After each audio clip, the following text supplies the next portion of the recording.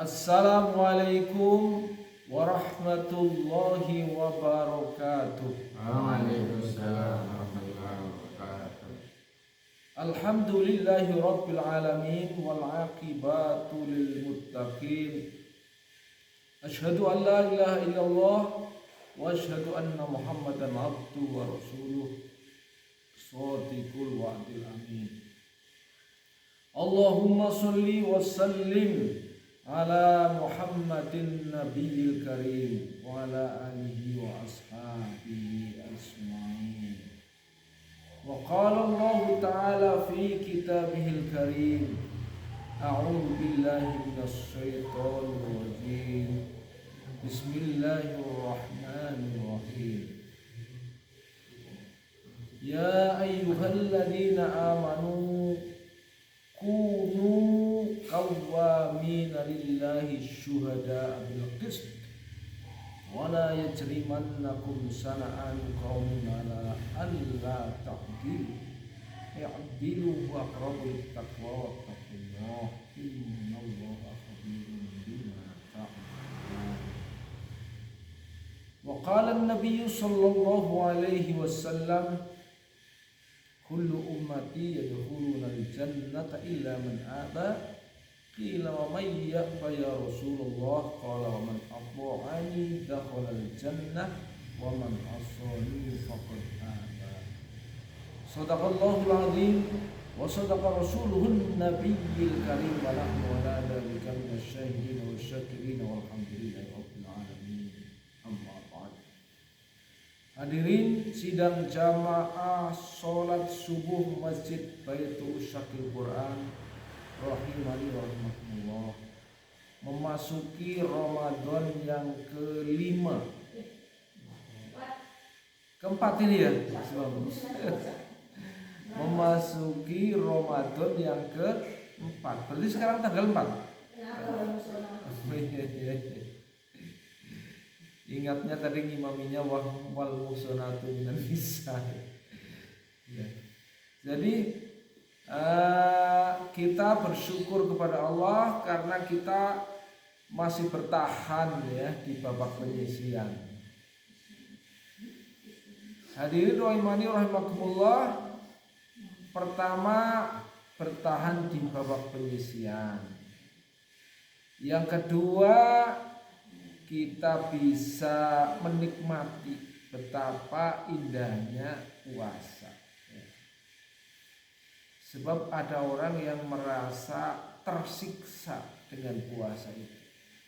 Sebagian hak-hak tubuh yang tadinya bisa minum dikala ngelak, bisa makan dikala lapar, ya. Tapi sekarang kita mencoba untuk mengendalikan keinginannya. Ini merupakan salah satu daripada orang yang bijak, yaitu orang yang mampu mengatur fungsi fal tubuh sesuai keperluan. Dan ini juga termasuk orang yang adil. Karena apa? Karena orang yang adil itu bisa membagi kesempatan, bisa membagi hak ya sesuai dengan proporsinya masing-masing. Setiap tubuh itu punya kebutuhan. Tetapi kebutuhan itu bisa dikendalikan. Sama halnya setiap manusia punya keperluan. Tetapi setiap keperluan itu harus bisa dikendalikan. Siapa pengendali sejati hidup ini? Pengendali sejati hidup dan kehidupan adalah Allah. Yang lebih tahu, yang paling tahu, yang menguasai ilmu, yang tersembunyi maupun terbuka. Ya. Allah Subhanahu wa Ta'ala memerintahkan kita untuk berbuat adil. Adil yang proporsional, adil yang sesuai dengan kebutuhan.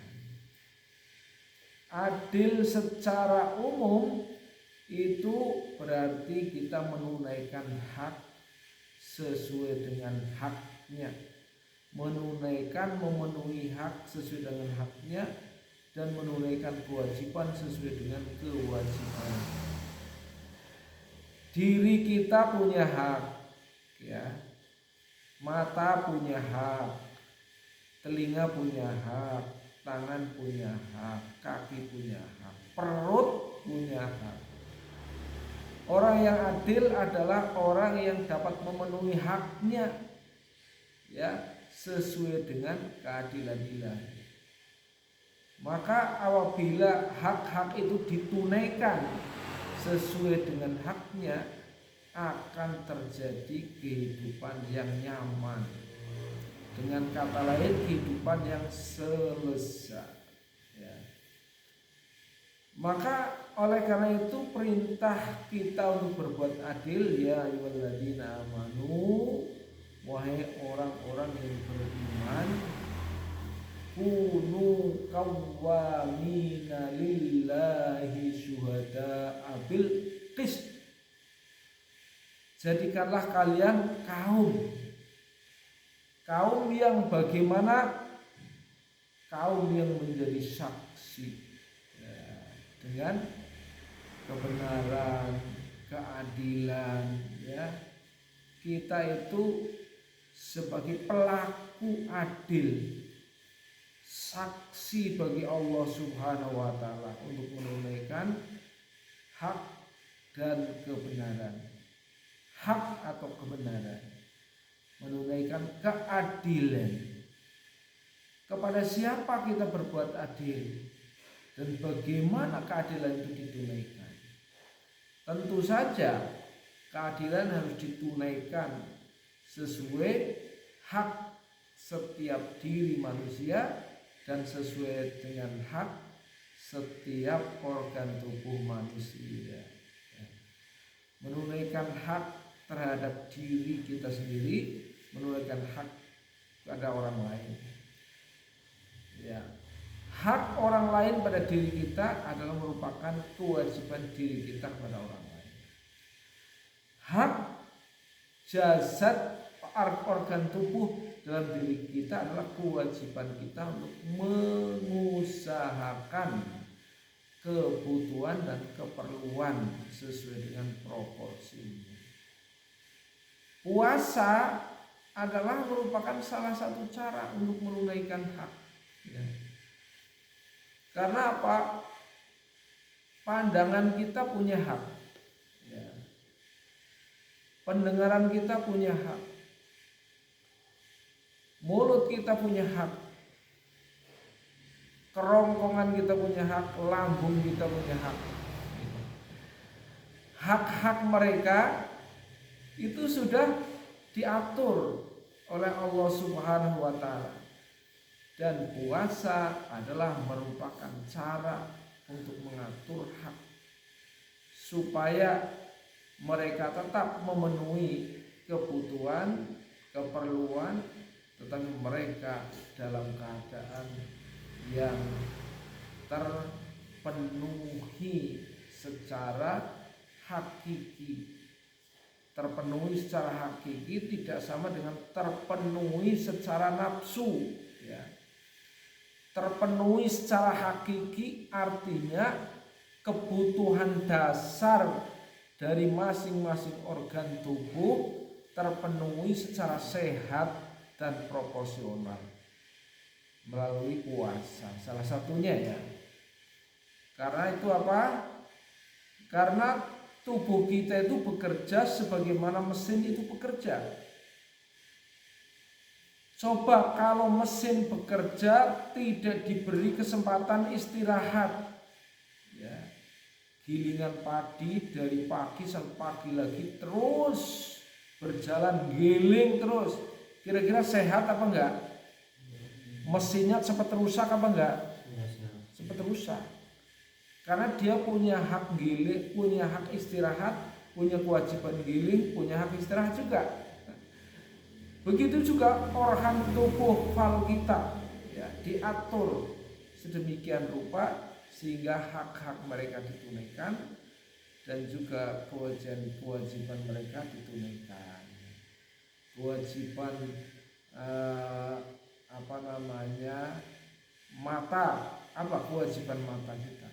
Ya, dapat membantu kita untuk melihat sesuatu sehingga kita bisa melakukan sesuatu itu dengan baik. Tapi hak mereka istirahat, bisa tidur, kan gitu ya.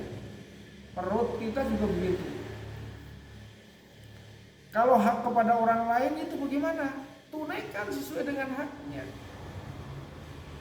Jangan sesekali atau sekali-kali kita tidak menunaikan hak orang lain yang ada pada diri kita disebabkan karena benci. Wala yajrimannakum sana'anu qaumin ala alla ta'dilu. I'dilu huwa aqrabu lit-taqwa. Ya.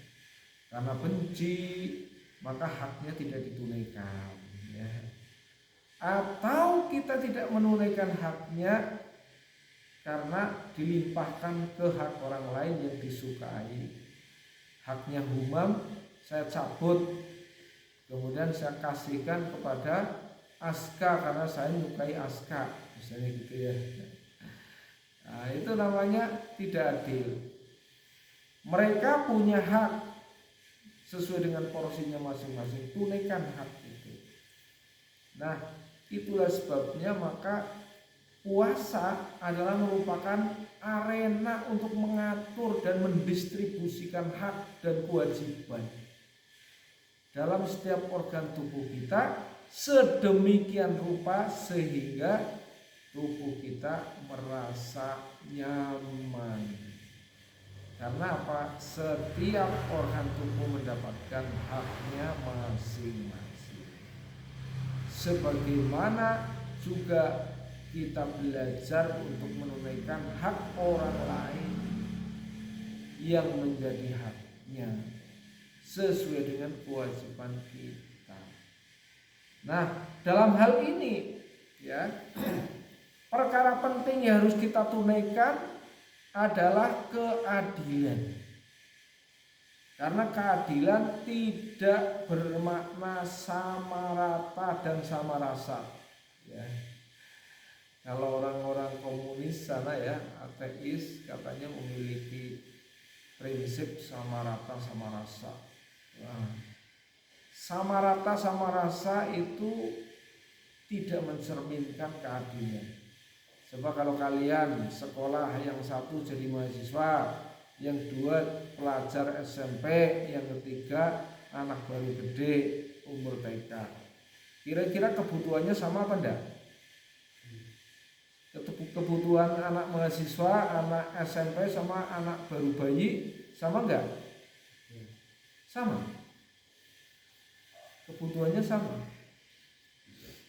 Sama apa enggak? Tidak sama dong. Masa sama? Masa sama? Ya, kalau bayi kan makannya paling bubur ya. Kalau SMP sudah doyan mie kan gitu. Jadi kalau mahasiswa ya jaga gengsi biasanya itu ya. Makanya soto sate kan. Ya sama dong kebutuhannya. Karena tidak sama kebutuhannya, maka ketika ibu mendistribusikan haknya beda-beda ya. Maka yang SMP dikasih sangu 5.000, yang mahasiswa sangunya 10.000 misalnya, atau 15.000 sehari misalnya. Yang bayi cukup kasih bubur, nggak usah dikasih uang. Jadi itu namanya mendistribusikan hak sesuai dengan kebutuhan secara proporsional, itulah adil. Jangan adil bagi rata. Bayi dikasih bubur, yang anak SMP jajannya bubur, yang kuliah jajannya bubur, ya lemes. Ya. Nah itulah, maka kita pandai menunaikan hak sesuai dengan haknya. Itu yang disebut dengan adil, karena bertindak proporsional. Ya, semoga kita bisa mentadaburi sifat adil itu dalam kehidupan kita. Amin ya robbal alamin. Terima kasih atas perhatian. Mohon maaf atas segala kekurangan. Billahi taufiq wal hidayah. Wassalamualaikum warahmatullahi wabarakatuh. Waalaikumsalam warahmatullahi wabarakatuh.